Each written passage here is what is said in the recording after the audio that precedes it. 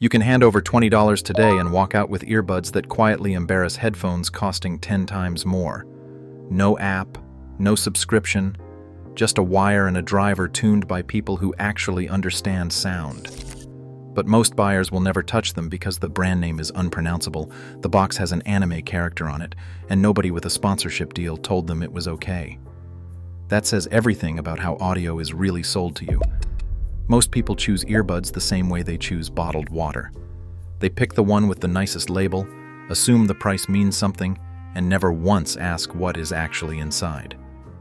The audio industry has spent decades making sure that system works perfectly because it is the single most profitable trick in consumer electronics.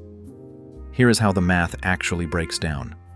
A pair of mainstream wireless earbuds sitting in a store right now at $150 contains, generously, about $8 to $12 worth of physical components.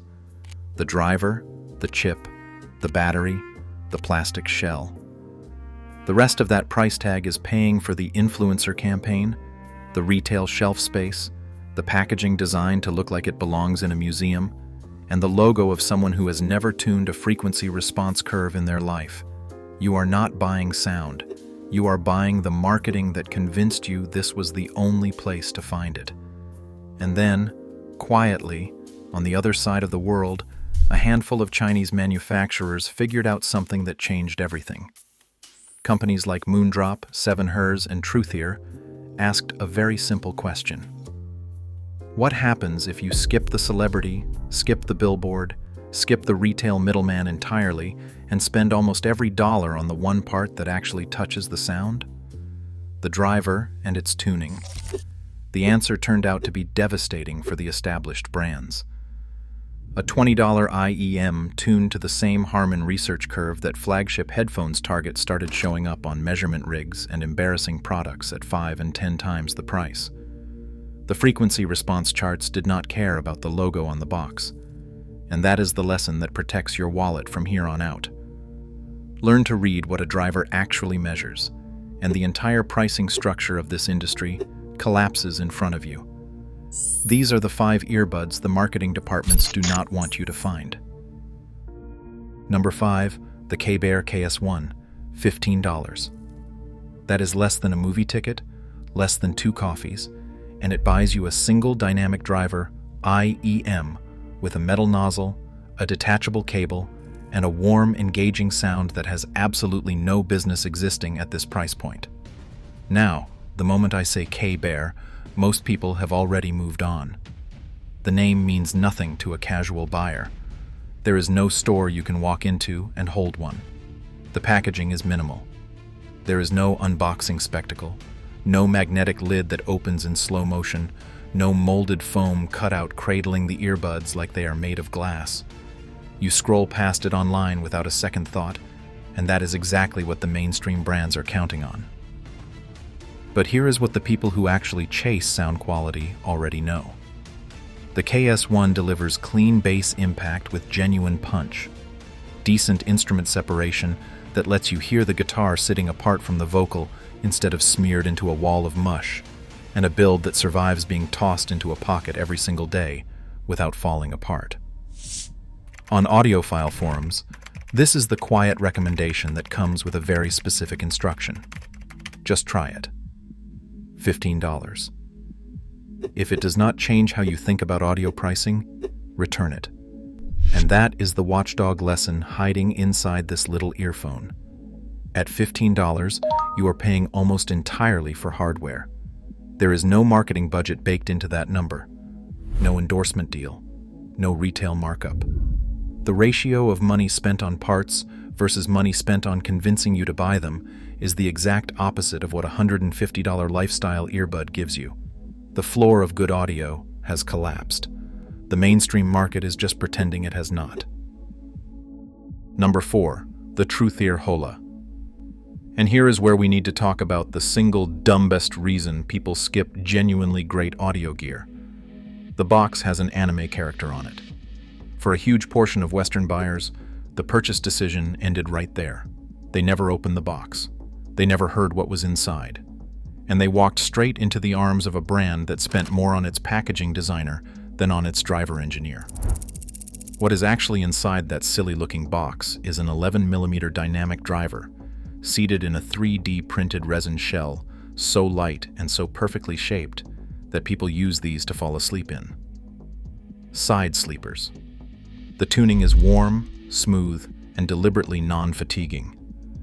This is the kind of sound signature you can wear for 4 or 5 hours straight without your ears begging you to stop.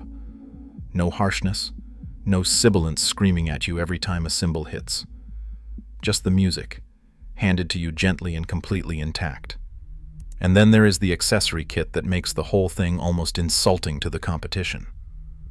At $19, Truthear includes multiple tip sizes in both wide bore and narrow bore, an oxygen-free copper detachable cable that actually feels like it belongs on a serious in-ear monitor, and a carrying pouch. Most earbuds at $100 ship with less in the box and a worse cable. That is the lesson buried inside the Hola. Truthear pours its money into driver research and tuning expertise borrowed directly from its higher-end models, then strips away every cosmetic expense to hit a price that should not be possible. The anime box is not a warning sign. It is the sound of a company refusing to waste your money on presentation. Number 3, the 7Hz Salnotes Zero. And this is where the story shifts from hidden gems to something closer to a quiet revolution. 7Hz partnered with Critical, one of the most respected independent IEM reviewers in the entire audiophile world, and together they tuned a single 10mm dynamic driver to a near-perfect Harman target curve. The result costs roughly the same as a fast food meal. Within months of its release, the Salnotes Zero became the default recommendation on every serious audio forum that exists. Reddit, HeadFi, every corner of the internet where people actually measure gear instead of just photographing it. And that happened with essentially zero marketing budget. No sponsorship deals, no paid placements, no influencer with a ring light telling you how it changed their life. The measurements spoke for themselves, and the community did the rest. What it sounds like is almost unsettling for the price. Balanced, neutral, and clean. Vocals sit exactly where the recording placed them. Instrument separation is startlingly good for a single driver. The bass is present but controlled. It does not try to impress you with a cheap, exaggerated rumble. It simply reproduces what the track actually contains and trusts you to hear the difference. The build backs it up with a metal nozzle and a detachable 2-pin cable in the standard size, which means aftermarket upgrades slot right in. The stock cable alone is better than what ships with many $80 competitors. And here is the watchdog lesson that should genuinely bother you. The Salnotes Zero is what happens when a tuning expert and a hardware manufacturer collaborate without a marketing department in the room. No celebrity, no lifestyle branding, just a frequency response that lines up with decades of psychoacoustic research delivered for $20. This is the earphone that makes audiophiles uncomfortable recommending expensive gear with a straight face. Number 2, the Moondrop Chu II. If there is one brand that arguably kicked the door down on the entire ultra-budget audiophile movement, it is Moondrop.